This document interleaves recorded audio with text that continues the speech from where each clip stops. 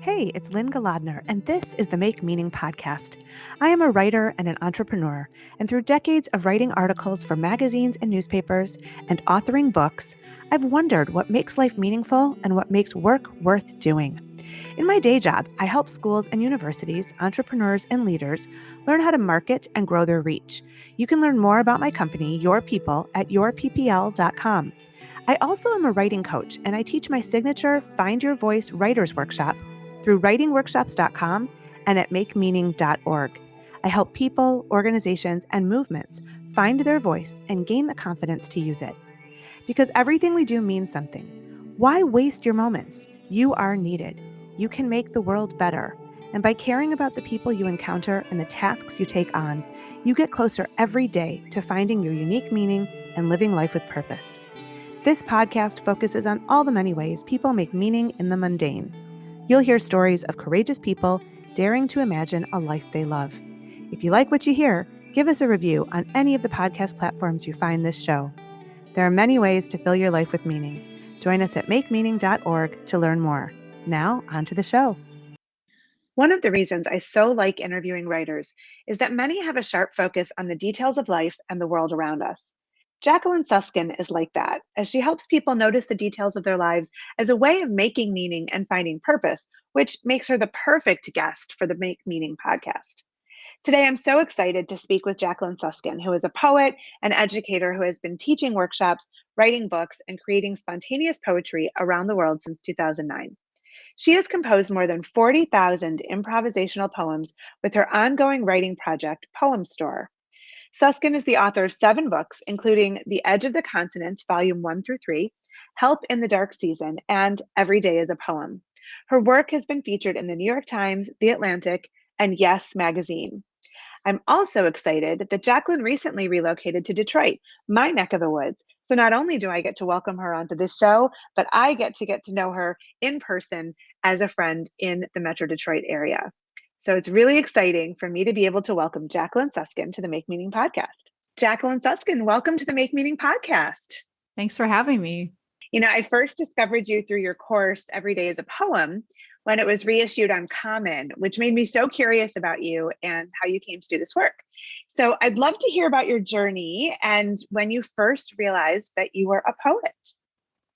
Well, to tell you the truth, I've been writing poetry ever since I was a really little kid, which is a funny thing to say because not many kids are into poetry. But even as a really young child, I was writing things in these short, condensed versions with images and talking about the fox I saw in the forest or this experience I had at school. And I remember my parents being like, this is poetry. And they actually reinforced that that's what it was and that's what was happening. And so I was kind of always keen on it, even as a really little person before I knew exactly what it was to write and use language. I started using language at a really young age. And almost to this point where my parents were kind of like, what is going on with this kid? So I'd say it's something that I was born with, which I think makes a unique connection to it. And I think that's why I've been able to kind of keep it with me throughout my life in the way that I have. It's sort of come naturally to me, which isn't what happens to everyone with language. So I sort of feel like this ambassador of poetry or something, because obviously it's been part of my story as a human, even at the very beginning. That's super cool. You know, I have a similar story. I mean, I have a different path, but I used to tote around this little corduroy covered journal when I was a little girl. And I would just sort of write little, notes and poems and stories and skits. And it was like my way of making sense of the world. And I feel like that's how I make sense of things even now, this many years later. And so it's really cool when you can sort of tie into that, who you are at the core at such a young age, and then not have somebody sort of like expel it from you, just let you keep it and cherish it and really develop it as you grow older. That's really totally cool. Yeah. And just almost have the world ask you for it. Like, oh, you're clearly in kinship with this thing that is actually very human. And not everybody has this innate connection to it right off the bat that is outwardly expressed, but it is in there. And so it's almost like the few of us who knew at a young age that this was a way to connect are then asked to, just usher others into it. But I do think that everybody has that. It's just not necessarily something that's even, celebrated or, received or something like that. So to have anybody be the one who's like, oh yeah, you can actually connect to this. And I always have, this is how I have. And Yeah. Yeah. It's like you're giving people permission to be who they are and be courageous in that way, because it's not, the typical career path, or it's not lucrative always. And so people get, even when parents sort of discourage kids from following creative pursuits, it's I'm sure out of a desire to keep them safe and secure, but when that is your inner voice, that the security rests within. I mean, that's just really where it comes from. So I'd love to hear from you how you've turned your poetry and the act of writing into an entrepreneurial endeavor. So, like this course, for example, but you have retreats and other ways that you help people find meaning and purpose through writing. So take me through that journey of entrepreneurship. And, I just want to hear about how it came to you and how it's evolved over time. Yeah, it's funny. I never really thought of poetry as something that would be my career. Obviously, as a child, I never thought that. And then I did go to college and get a degree in poetry, but I was sort of taught that to be a poet in the world and be functional and successful and make a living at it, you have to be a professor. So you'd have to get your PhD and you'd have to go this academic route. And I was 100% not interested in that. So I sort of thought, oh, I'll get my degree and then I'll go off into the world and find things to write poems about. And I'll always write poetry. But I didn't think of it as something that would be the way I would make a living or the way I would make money. And then in my travels, I ended up meeting a fellow poet who was like, you can write poetry on the spot with a typewriter and make money doing that on the street. And this was really in Oakland, California. And this is in 2009. And I was like, that sounds really fun. And to me, even then, it wasn't like, oh, that could be my job. It was like, oh, that sounds like a fun writing experiment. I wonder if I can do that. And that project, Poem Store, where I took my typewriter into public places and wrote poems for people. They named a subject. I, wrote a poem in a matter of minutes, and then they paid whatever they want for it. Ended up being my job. And it sparked my entire career, which I've only written poetry in exchange for money for the last 12 years of my life. That's been how I've made a living for the last 12 years, is writing poetry. And it all started with this experimental sort of public facing, pay what you will performance poetry, which interesting.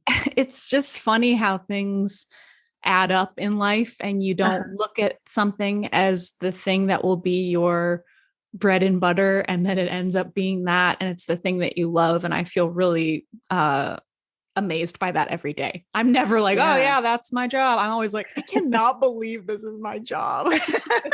So I love that. Yeah, that like awe and excitement still exists for me, 12 years later. But that's how it started. That's how I was ushered into these different communities of artists and creators. And I lived in Los Angeles for 6 years. So I got to meet all these different people and type poems at the Hollywood Farmers Market. And that's how I ended up getting into this community where I met the folks at Commune and taught a class. And, I've written 7 books, and all of my book deals have all come from the people who I engage and connect with in these places of performance poetry. So it's really interesting to see the progress of my career as an artist be directly connected to community. There's no way any of these things would have happened without the people who respond to my work. And then that makes the next thing happen and the next thing happen. And now here I am 12 years later, still teaching and talking about poetry and writing books. That is super cool.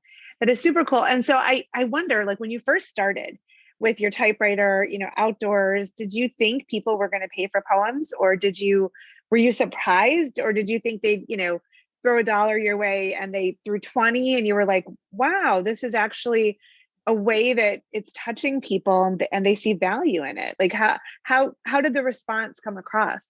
I am always surprised, and it has never failed. I have never, ever once set up my typewriter and been disappointed. I've never been let down or I've always found the deepest connection in those moments, and people are clearly looking for that kind of reflection in the world. And that's, I think, where all the meaning comes in, is that I'm listening to them tell me about what's going on in their life. They're choosing a subject based upon their own experience, and I'm reflecting that back to them, imbued with meaning. And that's kind of what these poems are in that situation, is I'm translating what they're going through, and I'm adding this, linguistic meaning to it, so that then they can hear me recite their life back to them with this enriched kind of poetic lens added to it. And so it's never something that has fallen short, which is also always incredible to me. It's, I would say that it says a lot about the human condition, that like, no matter where I am in the world, I always say this part because it's just phenomenal to me, no matter what the demographic is, no matter what people are paying, no matter what people, where they're from or what position they're in life, they always ask for the same things. They're always going through the same things. They're either celebrating something, they're grieving something, they're longing for something, they're loving something, and they want words about it. They want a reflection. They want to connect about it. And language is our connection in that. And I'm just this sitting duck who's kind of waiting there for them. And I'm holding up a mirror, which is a poem.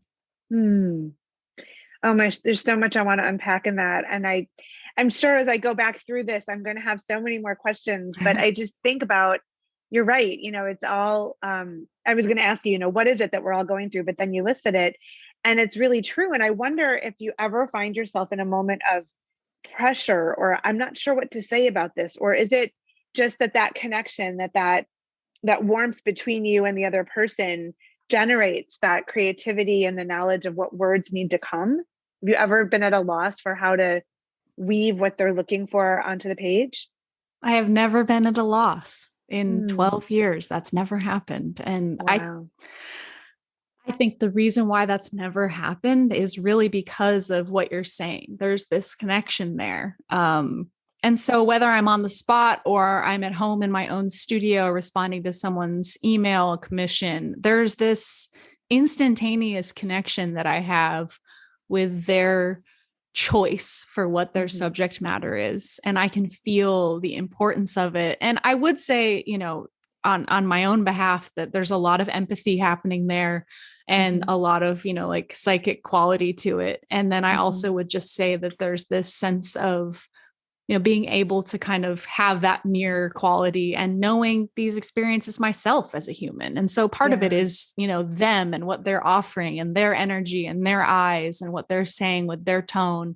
But then there's also the fact that I am a human and I have gone through these things, and I have longed for someone, or I have missed someone, or I have lost someone, or I have celebrated a great achievement, or, something that ties me to whatever it is they're asking for. Yeah. I often talk about in my writing classes that, writing is a conversation. And so if you're writing for yourself and it all just sort of sits where you are, that's one thing. But if you're seeking to put it out in the world, you're really looking to have a conversation with people. And so through your writing, it is a connection. But I think when we publish and somebody's reading what you wrote, miles away, and you don't know that they're reading it, yes, it's a conversation, but it's a distant one, and you hope one day to hear about it. But what I love about what you're saying is that this is a very immediate connection. It's very real. It's happening right now. There's a give and take, which doesn't always happen when you put something into publication and it's out in the world and somebody else is digesting it.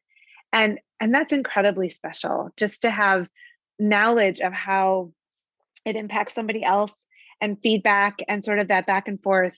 That's very, very special. I'm just really blown away by that. As a writer, to be able to sit in front of your audience one-on-one and see the thing that you wrote just for them affect them is undeniably like the most incredible and really unique experience. I mean, because really what you're saying is, yeah, I love to write books and I will continue to write them for the rest of my life. And the thought of someone sitting in their room and, having their own private experience with what I've written is so beautiful. And I cherish that. But to see someone respond to the Yeah. work I've created that is solely for them. And I haven't kept a copy of it. And I probably will never see that poem again. It's Hmm. sort of this, I don't know, there's something, a lot of times people will say, like, why don't you keep the copies? Like, don't you want to know all these poems? And I really, that's one of my favorite parts. I really Hmm. love to just let the poem be that person's poem. And Hmm. it's just for them. And I think that's such a unique aspect of this that honestly, when Yeah. I, started doing it, I never even thought about how wild that would be to experience seeing your audience as this single person and watching them respond and oftentimes weep. I never have sat down to do a performance with Poem Store without witnessing at least one person weep. And that to Hmm. me is like, oh my gosh, this is just like the power of like language and connection being played out right before me. And I don't know what could be more hopeful or like what could be more, fuel for my purpose than that. Oh, for sure. The vulnerability that they feel brave enough to share with you on the spot. It shows the connection. It shows the safety in it as well. And it's interesting too, because poetry, I've always felt that poetry is very much about a moment in time, this one scene, this one experience. And, I like to compare it to, like when you're writing a collection of poems, that might be your photo album from a trip, but each photo in there is a moment and a memory. And each poem is that, and they might come together and tell a whole story, but you're actually in those active moments. And that's all there is. And that's just, amazing. It's just amazing because when you're sitting and writing a poem for yourself and going through many different drafts and revisions, it's really just this journey of, I want to finish something so I can publish it. But you are creating that memory and that momentary stop and pause to just experience in the presence of another person. That's really cool. Yeah. And it's really cool to see how different those poems are. Like Yeah. poems that I work on for a book over years and years are completely different than the poems that I write when I'm, doing Poem Store. Yeah. And I love Yeah. seeing that in a creative sense, like the Sure. lens on what refinement looks like and what spontaneity looks like, and how both of those things are equally creative and vital. How has your revision process changed in light of doing Poem Store? Because there's no opportunity for revision when you're just right there in the moment on the spot. So how has that informed your view of, sort of the finessing of your work that you sit with? I would say it's made me better at it.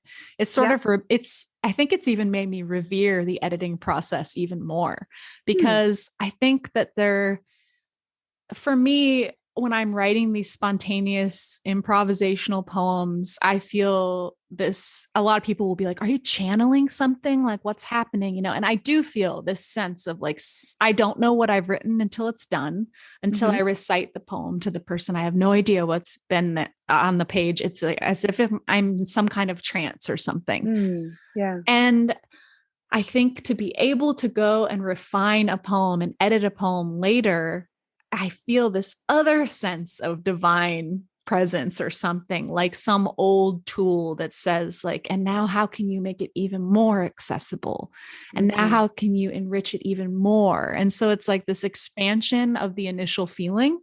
Mm-hmm. So I think that like I said, I think I revere it even more now. I mean, Yeah. obviously that's something I was taught to do in school, was to edit. That's a big part of what it is to go to school for poetry, is to learn this revision process and how to make your Yeah. work better, whatever that means. And Right. so for me, that means how to make my work more accessible. And I think like having these moments with people quickly in person has just like enriched that process for me. Mm-hmm. So I want to talk a little bit about your book, Every Day is a Poem. And so I have a few questions, but I think it's such a perfect fit for, I mean, I'm a poet, I'm a writer. And so of course I love speaking to writers and I love what you're doing, but this show is about making meaning and finding purpose. So this book is so perfect for that. And you say in the book that meaning is a choice, which I really sat with after I read it. And I was thinking about how you take readers through this practice of assigning meaning to commonplace objects. So I want to read a little excerpt from the chapter where you do say meaning is a choice, and then ask you a follow-up question. So if you'll indulge me a moment. You wrote, giving meaning to a commonplace object, does it offer you a memory? Does it connect you to something ancient and human? How can a spoon be sacred? And then you talk about writing with these personal definitions for the object and finding the value that's already overflowing in those common objects. And you say, quote, the infinite collection of meaning surrounds you. So I wonder if you could tell me how and why we can seek to ascribe meaning to objects and spaces we utilize every day. I mean, there are so many options, but it could almost be overwhelming. So where to begin with that? Well, I'd say you can begin randomly because that's probably what's easiest because it can be overwhelming, especially at this point in history where we're surrounded by so many objects and so many things constantly, whether they be like through the internet or in your home space or just in your circles of understanding the global expansiveness that we understand now. So I would say just at random, and that's kind of why I like to focus on something that's like in the room or in front of you.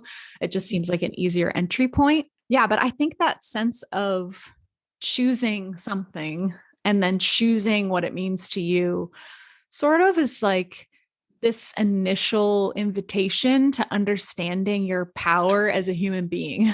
Because to me, I think meaning is what sets us apart from all other creatures. We choose to say this is holy or this is sacred or this is connected to God or this is connected to everything that makes sense in my life because it's rooted in my family and my family is what means the most to me. And on. There's all these different examples of this, but humans, this is what we do in order to kind of connect the vast expanse of our brain's capacity to the everyday world, which is not always kind or conducive to that expansiveness. I mean, I think it's especially as we grow as a species and like learn and keep evolving, we are faced with even more of a challenge to sort of like root into the present moment and choose something to be like, this is what means something to me. And it can be arbitrary. And I think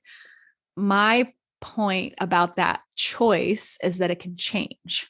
And so like over time, we are able to be like, okay, now I'm going to choose to shift this meaning. And I'm going to choose to say, actually, like, this is what's sacred to me. And before it was this and it looked like this. And now I've learned all of these things and I can apply all of that knowledge to this. And I think simplifying it and attaching it to everyday objects is, like I said, just a good entry point. It's like a calming way to kind of see how much power there is in doing that practice.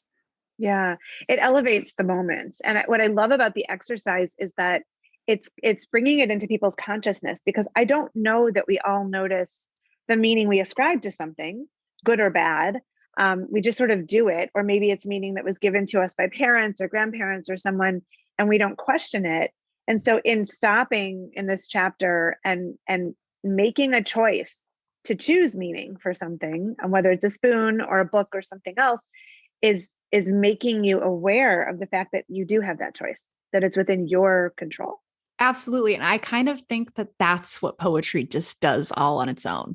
Is poetry is the thing that reminds you of that. It reminds you of your ability to notice and to be attuned to all of that. And whenever anybody asks me, like, what is this book about?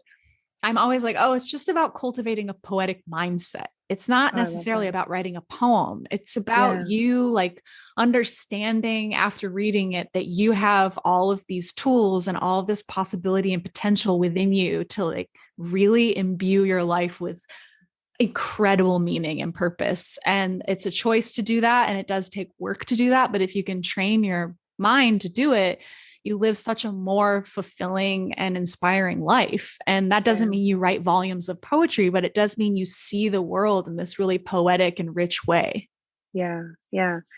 It's really beautiful. I love that idea. And I love that you're giving people the tools to make that choice. I love the idea of the poetic mindset, so that even if you don't define yourself as a poet, you can adopt that and you can start to appreciate your world more, or have more gratitude, or just cultivate a sense of sight, so that you notice that what the sun looks like this morning, or the sound of the birds, or whatever it might be.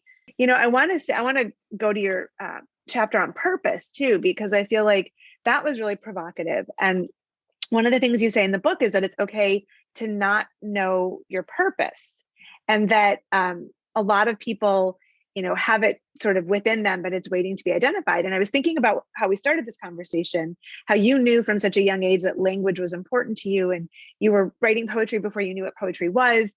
I often work with people to sort of get back to that younger part of themselves who knew who they were, but somehow it got cloudy as they grew older, and there were expectations put upon them or career paths that they had to focus on. Is it indulgent? Is it very human of us to say, what's my purpose? I need to find it. Or can it be a simple thing like filling the world with more love and gratitude? Like that's enough. That can be the purpose. I wonder, is it a big lofty thing, or can it just be simple? Well, I think both, because I think that sometimes the further along you are in your work of, expanding your mindset and, growing your selfhood and dipping into like different areas of knowledge, the more you will require of yourself. And that's why I'm always like, well, your purpose can also be refined over time. And mine certainly has. Mine has certainly changed over the years as I've grown. And so I think that starting simple and small even is appropriate, because really my overall view of this is that most people don't have time to think about these things. There is not time allotted or privilege allotted to most people to take all of these moments and add meaning and purpose to them, because they're just literally trying to survive. It isn't actually necessarily hard to start seeing how meaningful everything is. I think once you hear a few sentences about it, there is this intrinsic quality in all human beings that's like, oh, I do know that, because I do think that that is our greatest gift, is to be able to do that. And I think everyone has that. It's innate. And so I think that it just expands over time. It gets more complex the more you dip into it, but that it technically is something that's very simple. And having this purposeful life doesn't have to look like, this grand plan or something like that. It's just, why do I do what I do? And maybe it starts small, like I do what I do for my family. I love my family. And that's a very common, human focus is what you do for your family. And then at some point when you feel like maybe you're more connected to these ideas and concepts, or maybe you've given yourself a little bit more openness to see this beauty or this detail or this thing that's inspiring, that's a little bit outside of your family, or that affects your family, or that is just for you even and private and personal, then there's like an inch of room to kind of grow and see that your purpose could actually extend outside of your family, and your family is actually like, bigger and much bigger than you are. I love that. No, and seeing the ripple effect of that wider lens. And so you understand that what you're doing today could have so much impact down the road. And that's really beautiful. So tell me what's next for you. What are you working on now? You've created so many different avenues for your poetry and to connect with people and to bring language to people in meaningful ways. What's your vision? What's on the docket for the next year or two, and where would you like to take it all? Well, I'm working on a new book of poems that's about consciousness and more of like what happens when you do get to that really big, expansive place. And I think my idea behind that is just creating something that allows people to have that accessible exposure. I think I've spent so much time focusing on the daily experience that I allowed myself through the pandemic and a lot of isolation to go pretty deep into meditation and find a lot of language for these places that we don't have consistent access to. So I'm excited to work on that. And then I've also been really into doing one-on-one sessions with people, where I'm not just writing poems, but I'm guiding them through sort of like, I don't know, a creative problem, or helping them, balance their process or talk about a specific project they're working on. And sometimes that looks like editing and manuscript work. And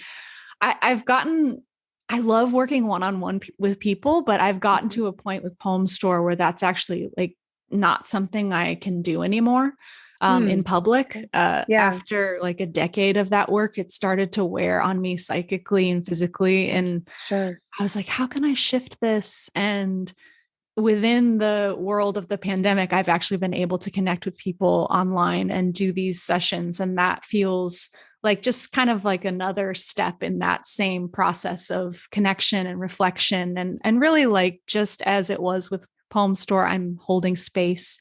I'm just listening and reflecting back in a poetic and deep way. And Mhm. I think we just all need that from each other all the time. And it's sometimes really hard to access and find. Absolutely. Absolutely.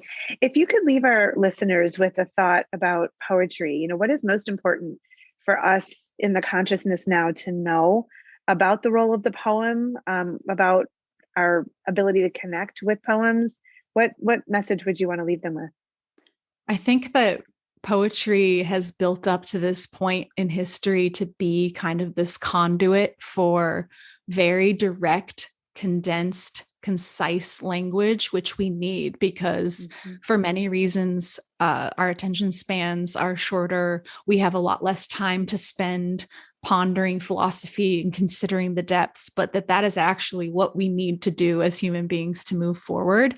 And Mhm. poetry is just the perfect tool for that. It offers such micro moments that hold the macro. And that's really, I think, what the human brain requires in order to move forward right now, because there isn't a lot of time to pontificate and ramble and wonder. But that's actually how we exist and how we continue to grow as a species. So poetry is almost like this loophole where Mhm. language can kind of continue to do its work, because I do see language being almost pushed out in a way, which is Yeah. fascinating. And, Yeah. you know, in the grand scheme of our evolution, I'm open to whatever happens. But I do think, like, right now, poetry happens to be this key to like keeping us engaged with these deeper ideas, even though we don't really have time for it. Yeah. Yeah.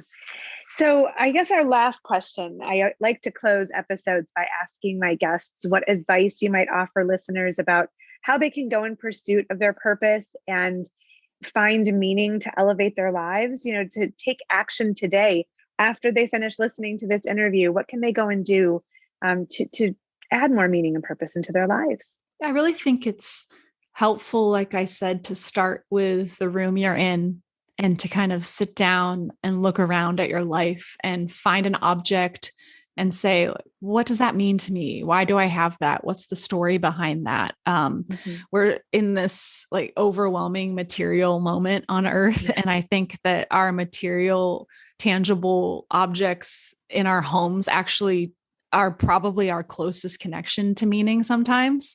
And Hmm. we might not notice that because they're Yeah. so overwhelming and commonplace. And like, there's a lot of volume there. Connecting to like why you love what you love can feel like a really big weight. But when you do it with like, why did I choose this table? Why did I Hmm. choose to buy this lamp? Why Hmm. do I wear this shirt? Where did it come from? Who got it for me? Who made it? Do I know anything about this material that it's made out of? Do I know anything about how this lamp actually works? Like, there's like Hmm. this huge treasure trove that can open up the world just in your own Hmm. home.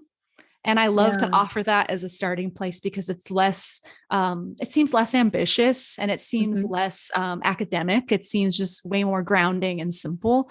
And it also Hmm. seems less lofty than being like, go outside and connect to this tree or to nature. It's like, choose something human and be easy on yourself. And you'll actually find, I think, that it is very innate and it's fun and it's Hmm. interesting to see why you love what you love already. Like, what is already full of symbology for you, what is already part of your mythology, what is like already overflowing with significance, because honestly, like, your throw pillow probably says something about who you are, you just haven't Yeah. asked yourself. And then outside of that is your purpose, and I think those two things are different. And I think, connecting to your purpose can be more like, why do I do what I do? And Yeah.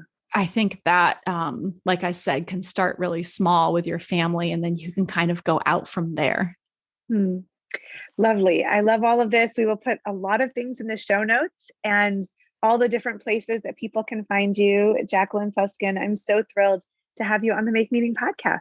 Thank you so much. It's been a pleasure. Thanks for listening to the Make Meaning podcast with Lynne Golodner. You can find us wherever you listen to your favorite podcasts. If you like what you've heard here, join us over at makemeaning.org to discover how you can add more meaning to your life. And hey, if you like our conversations, please subscribe and share this episode with the meaningful people in your world.